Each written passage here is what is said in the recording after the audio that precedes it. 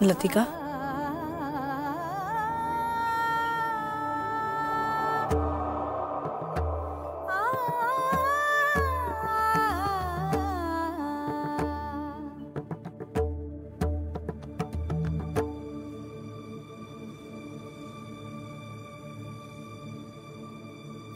प्रधान जी।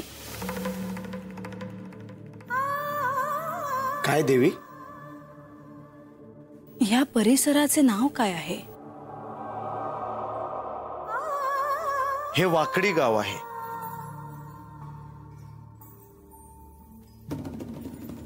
इथूनच देव पुढे गेले आणि मी जेजुरीला परतलो।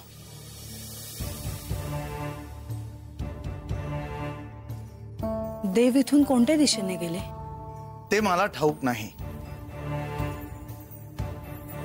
परंतु या गावाची विशेषता मी तुम्हाला सांगू शकतो। इथे जे हे हिरवगार अरण्य तुम्हाला दिसतंय, आधी ते तसं नव्हतं। पाण्याविना प्रदेश होता हा। श्री खंडेरायांनी ह्या प्रदेशाला हिरवगार केलं।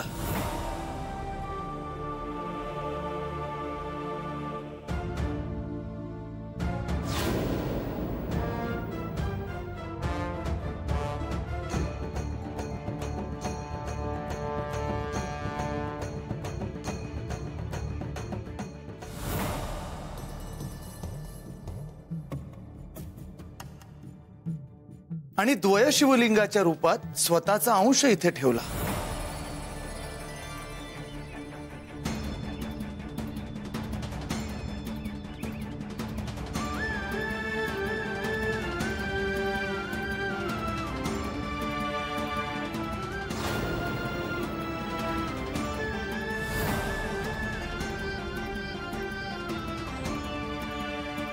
मला ते पाहायचे आहे। चला।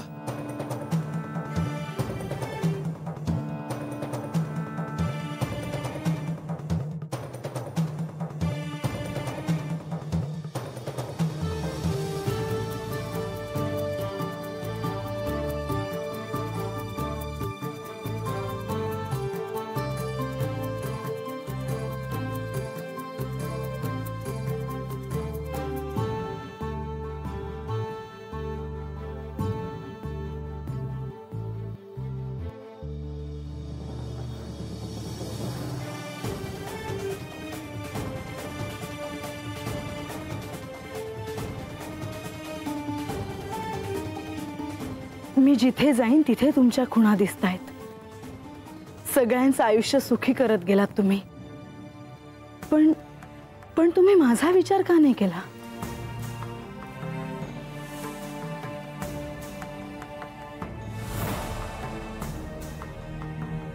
देवा, देवा, देवा, देवा, माझ्याकडून अपराध घडला आहे। देवा, माझ्याकडून जे घडायला नको होते ते घडले आहे। मला क्षमा असावी देवा, मला क्षमा असावी। मुनिवर उठा। नाही देवा, आपण मला क्षमा केल्याशिवाय मी हे पाय सोडणार नाही। मुनिवर,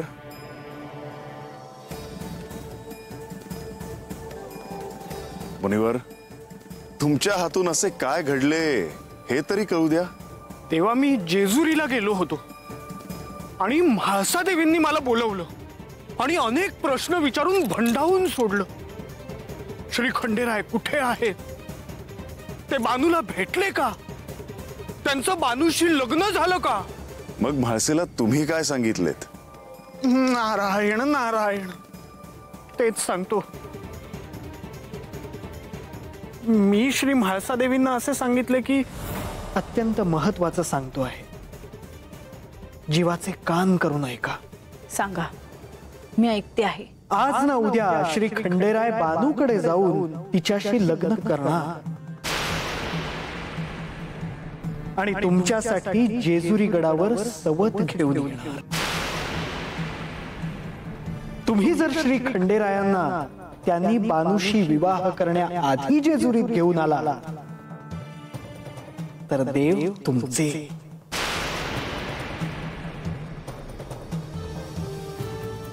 मुनिवर, हे उपद्व्याप करायला तुम्हाला कोणी सांगितले? देवा, श्री म्हाळसा देवी समोर आल्या की काय बोलावे हेच मला सुचेनासे झाले होते. एवढेच ना? नाही, श्री म्हाळसा देवी चंदनपुरीला यायला निघाल्या आहेत. तुम्ही त्यांना सापडू नये, तुमची त्यांच्याशी गाठ पडू नये हे सांगण्यासाठी मी इथे आलो आहे. मुनिवर, म्हाळसा इथे येणार आणि तिची आणि माझी गाठ पडणार नाही असे कसे होईल?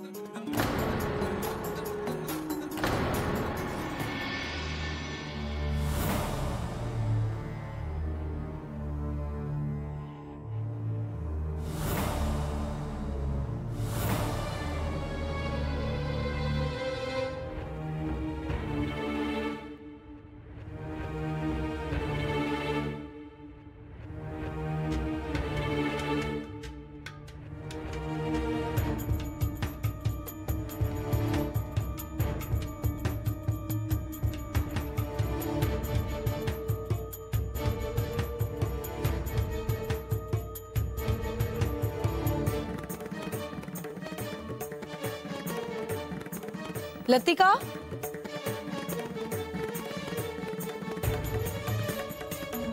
काय म्हाळसा? कुठवर आलो आहोत आपण? वाटेत काही लोक भेटले, ते म्हणाले जवळच आहे चंदनपुरी इथून. तसा खूप दूरचा प्रवास आहे जेजुरीवरून. आता लवकरच देवांशी भेट होईल. हो, कधी एकदा त्यांना भेटते आहे असे झाले आहे मला. कुठे आहेत, काय करतायत काहीच माहित नाही. म्हाळसा, देव भेटतील ना? काय म्हणायचंय तुला? नाही नाही, जाऊ दे. मी काही म्हणायचे आणि तुला राग यायचा. नाही लतिका, बोल. तुला बोलावंच लागेल. म्हणजे म्हाळसा, बानू समोर आली की तू काय करणार?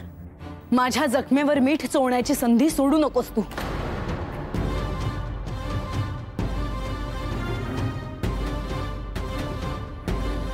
ती माझ्या समोर आल्यावर काय करायचं ते मी बघेन.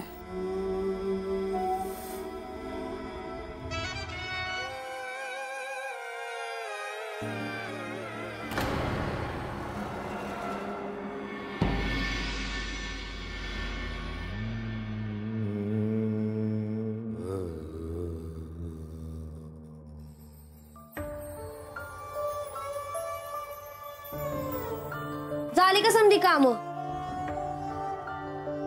होय होय, झाली.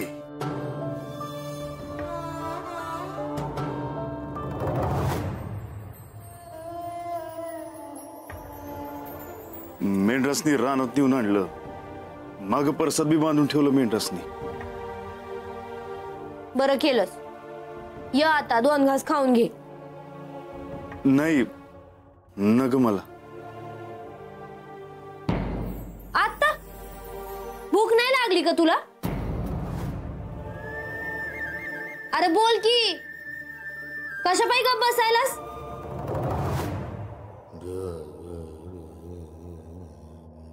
आजकाल असा कशा पायी वागतोस तेच कळना झालंय बघ.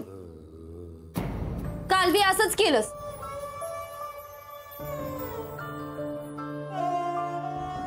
काल रातच्याला म्हणलं तुला का चल आमच्या संग जेजुरीला, तर नाही म्हणलास. नाही नाही, मला तर लई भ्या वाटतं बघा. आणि म्या म्हणतो तुम्ही बी नका जाऊ जेजुरीच्या वाटेने. ओगा वाटेत कोण कधी भेटायचं सांगता नाही यायचं. अरे कसली भ्या वाटते? आम्ही पोरी असून भीत नाही, आणि तुला काय झालं भ्याला? म्हणजे ते राक्षस वगैरे आला वाटेने तर? माझं देव माझ्या संग असताना मला कसलं बी भ्यान आहे बघ. आता उगा बडबड करत बसू नकोस. चल 2 घास खाऊन घे. ये. भानुबाई, एक काम होतं. 2 दिवसाची सवड हवी होती. 2 दिवस? आणि ते कशा पाय? असंच वाईस काम होते. नाही नाही नाही नाही, हे अजिबात जमायचं नाही. हे बघ, अरे आधीच मोप काम बाकी आहेत करायची.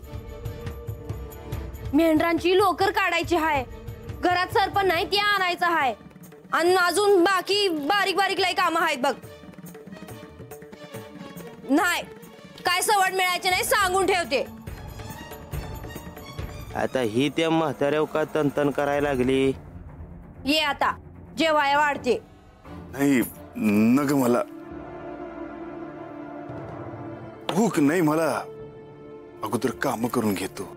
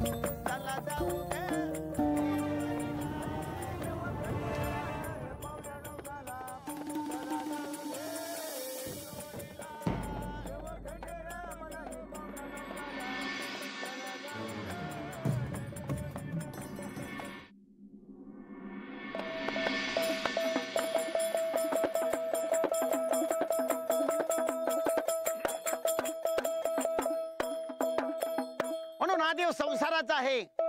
लग्न झाल्याबरोबर आणि या खंडोबाचे आशीर्वाद घेण्यासाठी आणि नवरदेव नवरीला आपल्या दारापुढे जागरण करावं लागतं.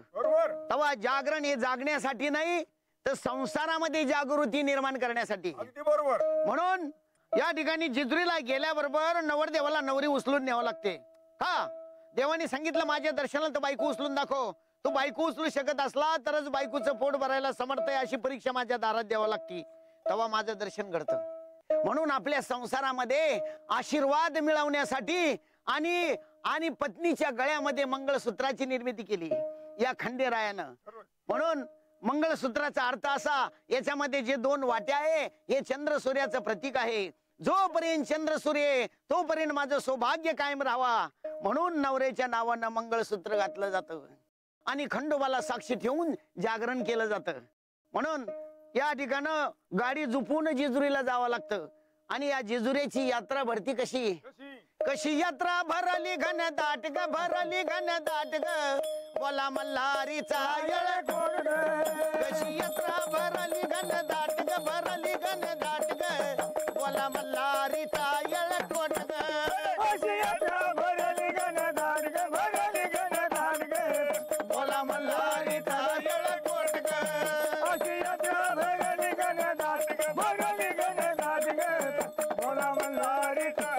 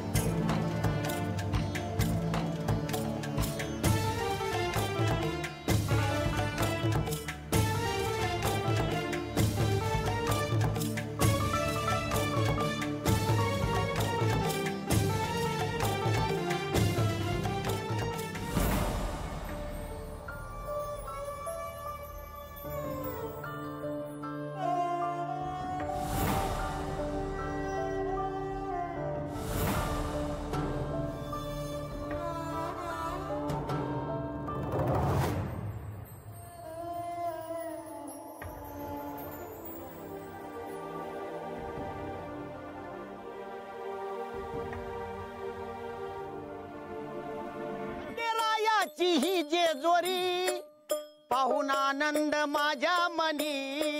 खंडेरायाची जेजुरी पाहून आनंद माझ्या मनी.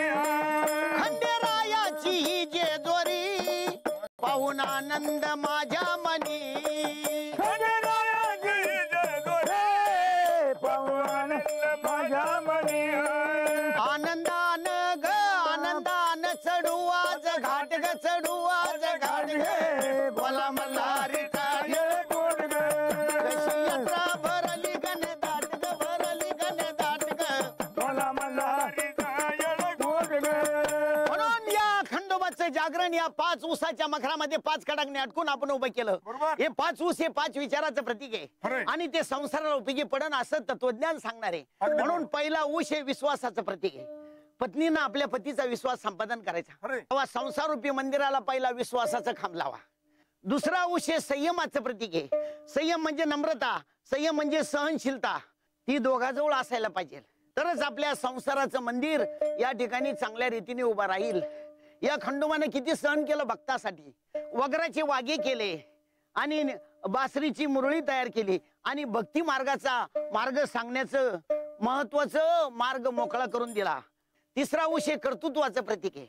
कर्तृत्व म्हणजे आपल्यावर जी जबाबदारी आहे ती प्रामाणिकपणे पार पाडणं. तेव्हा तिसरा खांब हा संसार रूपी मंदिराचा खांब आहे कर्तृत्व. चौथा ऊस हे प्रामाणिकपणाचं प्रतीक आहे. अगोदर स्वतःशी प्रामाणिक वागा मग प्रामाणिकपणाच्या गप्पा करा. पाचवा ऊस हे कष्टाचं प्रतीक आहे. शारीरिक कष्ट प्रत्येकाला आवश्यक आहे म्हणून खंडोबानं हा तुमच्या आमच्यासाठी दिलेला 5 ऊसाचा मंत्र आहे. हे संसार रूपी मंदिराला 5 खांब लावा तेव्हा तुमच्या संसारामध्ये दुःख निर्माण होणार नाही. म्हणून भक्त लोक या खंडोबाचा जय जयकार करून आणि देवापाशी काय मागतात. 6 महिने सोमवती देव निघाले आंघोळीशी. 6 महिने सोमवती देव निघाले आंघोळीशी. आणि करा माईला अरे करा माईला अरे देवा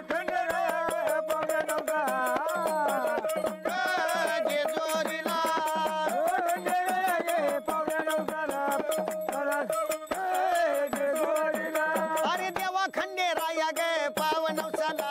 अरे देवा खंडेराया गे पावनवसाला चला जाऊ ग जेजुरीला. चला जाऊ ग जेजुरीला. तुमचे भक्त विवाहानंतर आयुष्याची सुरुवात करतात.